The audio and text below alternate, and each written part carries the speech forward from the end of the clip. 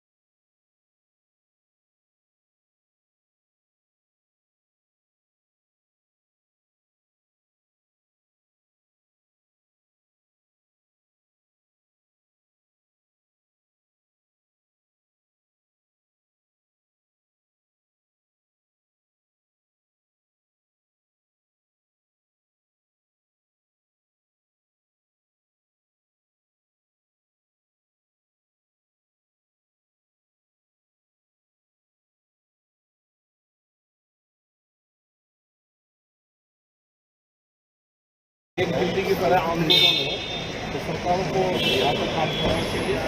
नया रायपुर बन रहा है तो उसका लाभ यहाँ के किसानों को मिलेगा। ये संभावना है, चर्चाएं भी चल रही है कि 2023 में विधानसभा चुनाव होना है। किसान संगठन चुनाव भी लड़ सकते हैं। अभी आवश्यकता क्या पता भाई चुनाव का किसी प्रकार कोई ज्योतिषित होना है। क्या आप लोग की ऐसी रणनीति? नहीं, हमारी कोई रणनीति नहीं। ना संयुक्त मोर्चा चुनाव लड़ेगा।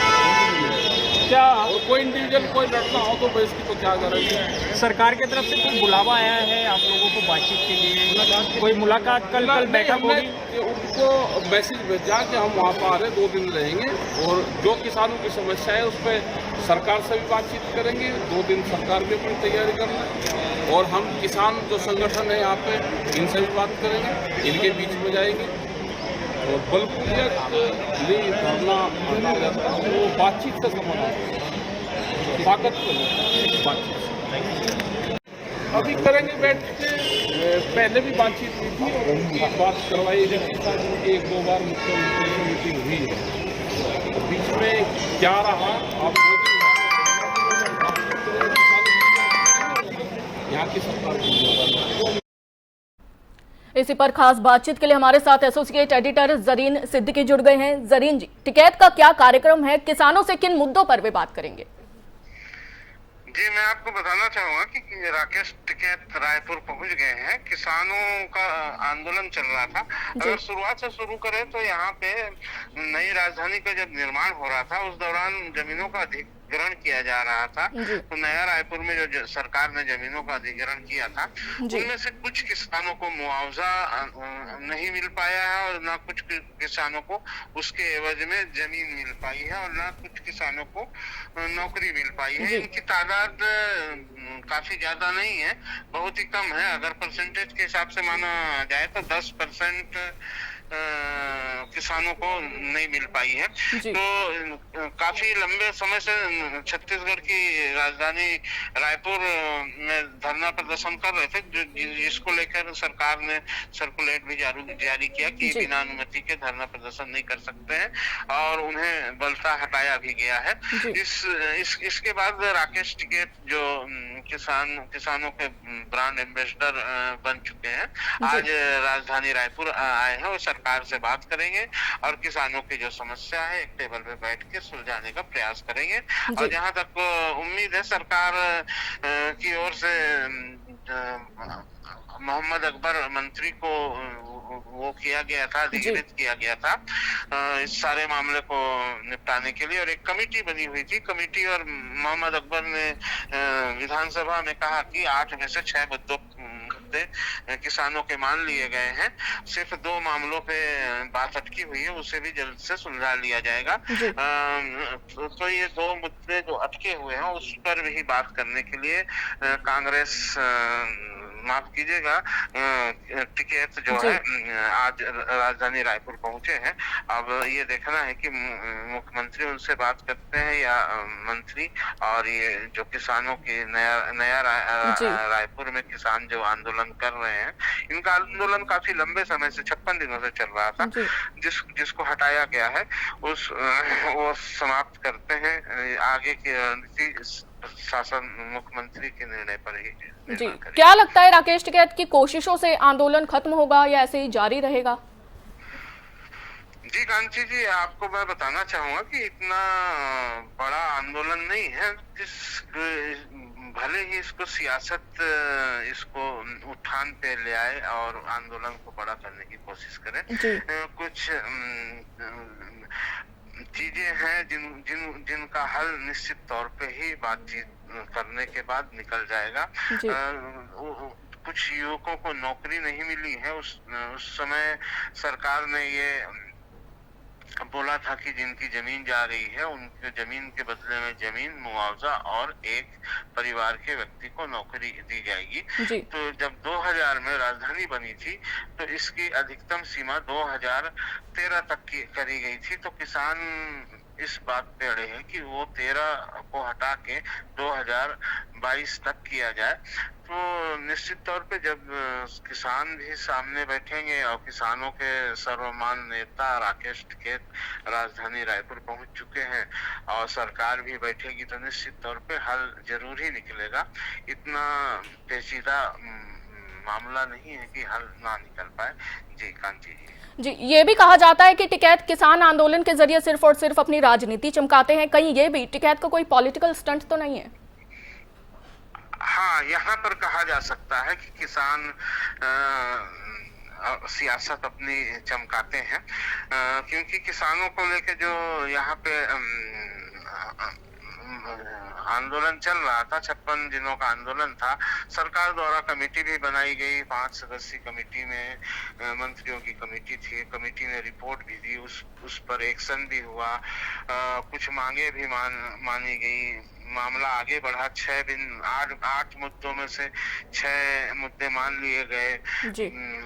किसान नेता ने भी ये बात मानी। फिर कुछ दिनों के बाद रायपुर के किसान नेता के द्वारा कहा जाता है कि नहीं, हमने बात नहीं मानी है। तो कहीं न कहीं से ये लगता है कि ये मामला सियासत की भेंट चढ़ता जा रहा है और राकेश टिकैत के आने से निश्चित रूप से सियासत की जो रोटियां हैं भारतीय जनता पार्टी भी सेकेगी और नवेली आम आदमी पार्टी जो छत्तीसगढ़ की सियासत में कदम रखना चाह रही है वो भी सेकेगी। जी कांची जी, बहुत बहुत धन्यवाद तमाम जानकारी के लिए। तो आपको बता दें, नया रायपुर में किसानों का आंदोलन जारी है। आज आंदोलन में शामिल होने के लिए किसान नेता राकेश टिकैत रायपुर पहुंच गए हैं। एयरपोर्ट पर पत्रकारों से चर्चा करते हुए राकेश टिकैत ने कई अहम बातें कही। उन्होंने कहा कि किसानों की समस्याओं को दूर करने की कोशिश रहेगी, कोशिश होगी कि सरकार से बातचीत कर हल निकालें। बातचीत के जरिए ही आंदोलन खत्म होगा, जबरदस्ती करने से आंदोलन कभी भी खत्म नहीं होगा। आगे राकेश टिकैत ने कहा कि सरकार को समाधान के लिए चिट्ठी लिखी गई है। सरकार ने पहले जो कहा था और किसान अब उसी की मांग कर रहे हैं। राकेश टिकैत ने यह भी कहा कि किसान की मांगे जायज हैं।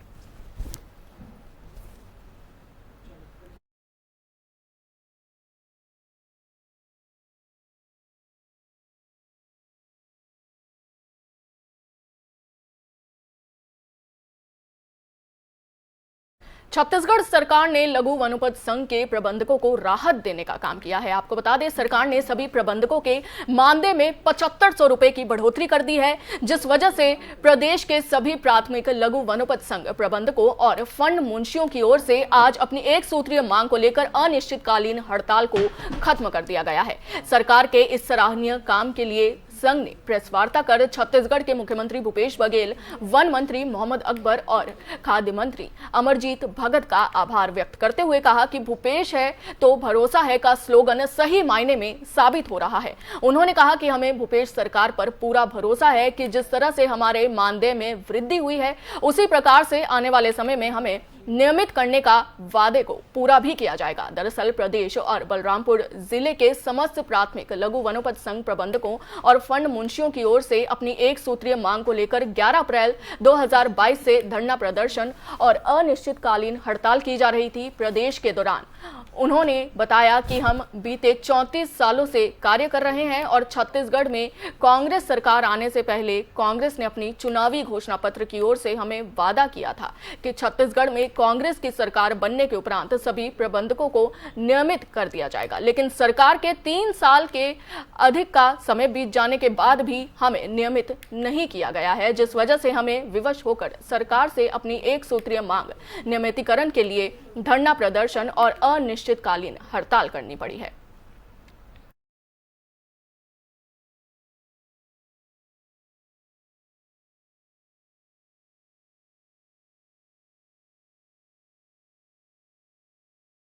संतुष्ट नहीं है। अभी तत्कालीन हमारा नियमितीकरण का मांग की जगह में हमारा वेतन वृद्धि किया गया है, पारिश्रमिक मानदेय को बढ़ाया गया है। आने वाला समय में हम लोग फिर से आंदोलन करेंगे। जब तक हमारा नियमितीकरण नहीं हो जाता है तब तक हम नियमितीकरण के मांग पे अड़े रहेंगे। दूसरी बात है कि अभी सरकार ने हमारे लिए कुछ किया है महंगाई के देखते हुए, उसके लिए हम लोग उनको बहुत बहुत धन्यवाद देते हैं। और अभी ऐसा स्थिति है कि अभी हम लोग हड़ताल में रहते तो संग्राहकों का नुकसान होता, जो करोड़ों रुपया का लाभांश संग्राहकों को मिलता है वो कहीं न कहीं वंचित हो जाते, इसलिए हम लोग वापस हो रहे हैं। चूँकि हमारा बहुप्रतीक्षित मांग नियमितीकरण का है, नियमितीकरण के लिए हम लोग संघर्ष करते रहेंगे। लेकिन अभी महंगाई को देखते हुए कुछ हद तक जैसे मरहम लगाने का काम छत्तीसगढ़ सरकार की है, तो हम लोग जैसे 7500 रुपया अभी बढ़ोतरी हुआ, जिसमें 20,000 रुपया हमारा मानदेय किया गया है। तो हम लोग माननीय मुख्यमंत्री महोदय को, मंत्री महोदय, वन मंत्री महोदय को, खाद्य मंत्री जी को आभार व्यक्त करते हैं, धन्यवाद देते हैं कि कुछ तो हमारे और ध्यान इनका आकृष्ट हुआ। और भूपेश है तो भरोसा है। कांग्रेस चूँकि हम लोग के प्राथमिक वनोपज समिति का जन्मदाता है, प्राथमिक वनोपज समिति का गठन ही कांग्रेस सरकार ने की है, तो कांग्रेस का गवर्नमेंट है तो हमको पूरा भरोसा है, चूँकि इनके मैनिफेस्टो में है कि हम आपको नियमित करेंगे।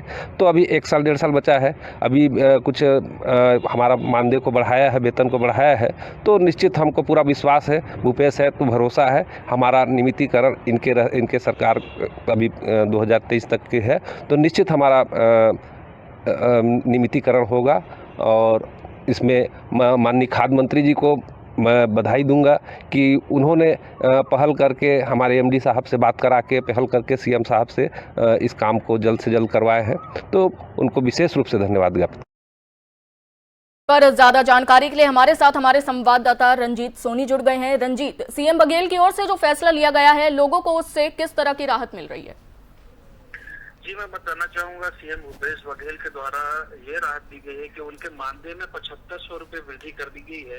और पहले जैसे उनको 1250 रुपए मानदेय मिलती थी, अब 20,000 रुपए कर दी गई है, जिसके वजह से आज उन्होंने संघ के द्वारा फैसला लिया है कि उन्होंने अपना हड़ताल को समाप्त कर वापस हो रहे हैं आज। जी, सीएम के इस फैसले से लोगों में क्या प्रतिक्रिया है? जी, सीएम के इस फैसले से लोगों में ये प्रतिक्रिया है कि लोग उसी स्लोगन को दोबारा दोहराना शुरू कर दिए हैं कि भूपेश है तो भरोसा है। जिस वजह से भूपेश सरकार लोगों की संवेदनाओं को समझ रहे हैं और उनके हित के लिए जो कार्य कर रहे हैं उसके एवज में लोगों के प्रति काफी खुशी है। जी, बहुत बहुत धन्यवाद तमाम जानकारी के लिए रंजीत।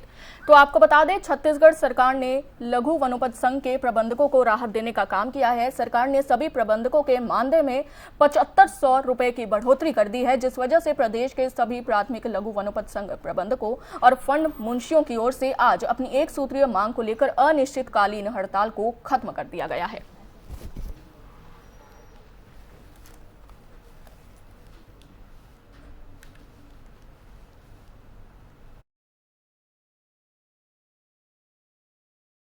छत्तीसगढ़ में ट्रेनें रद्द करने को लेकर हो रही सियासत पर अब ब्रेक लगने का अनुमान जताया जा रहा है, क्योंकि रेल मंत्रालय ने छत्तीसगढ़ से संचालित और गुजरने वाली 6 ट्रेनों को बहाल कर दिया है।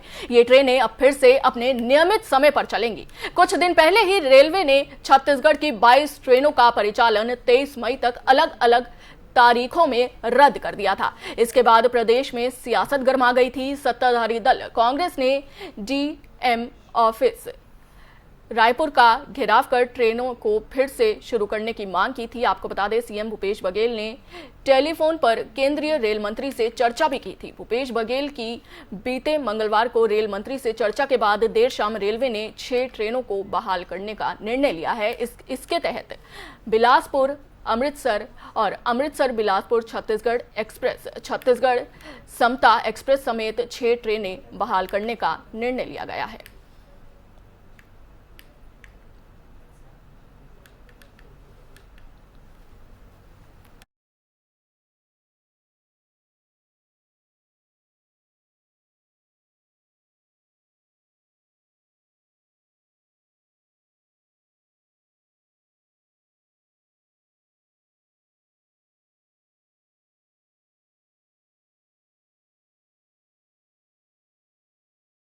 सामाजिक न्याय मंत्री रामदास अठावले ने रायपुर प्रवास के दौरान ओबीसी पर आरक्षण को लेकर केंद्र की तारीफ की है।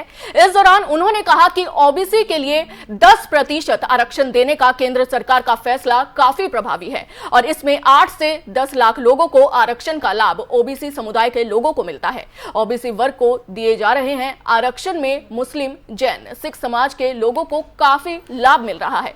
इस दौरान और क्या कुछ कहा केंद्रीय सामाजिक न्याय मंत्री रामदास अठावले ने, आपको सुनवाते हैं।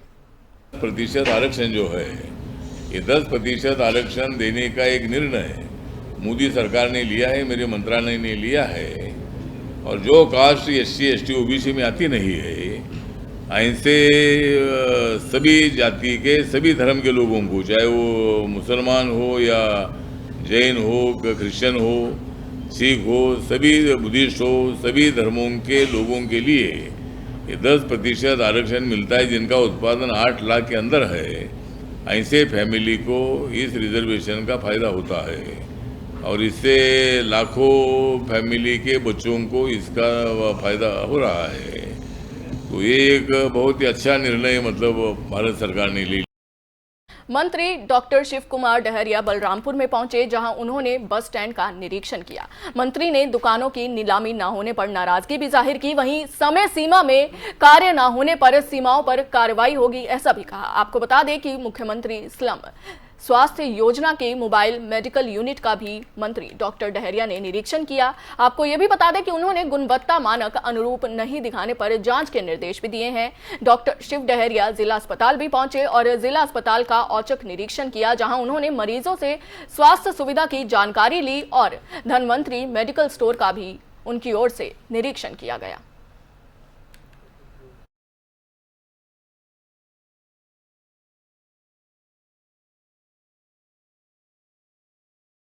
एशियन गेम 2022 के लिए भारतीय तीरंदाजी संघ ने ट्रायल के लिए खिलाड़ियों का चयन किया है, जिसमें बेमेतरा जिले के नवागढ़ ब्लॉक के ग्राम हरदी के पैरा तीरंदाज सतेंद्र का चयन हुआ है, जिन्हें ट्रायल के लिए 29 अप्रैल को दिल्ली पहुंचना है।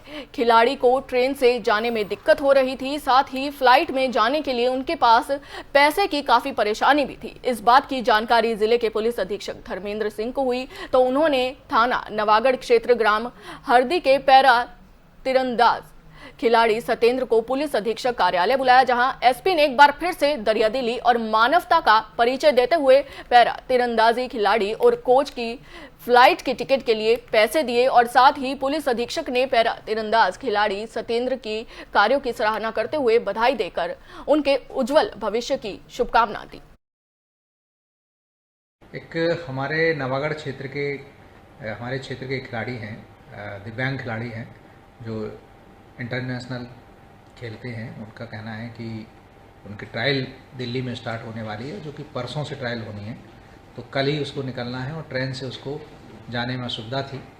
फ्लाइट की टिकट की मेरे द्वारा व्यवस्था आने जाने की उसकी कराई गई है, जिससे वो समय पर पहुंच सके और मैंने उनको शुभकामनाएं दी हैं कि वो अच्छा। छत्तीसगढ़ बुलेटिन में अभी के लिए बस इतना ही। देश और दुनिया की तमाम बड़ी खबरों के लिए देखते रहिए FM न्यूज़। जय हिंद।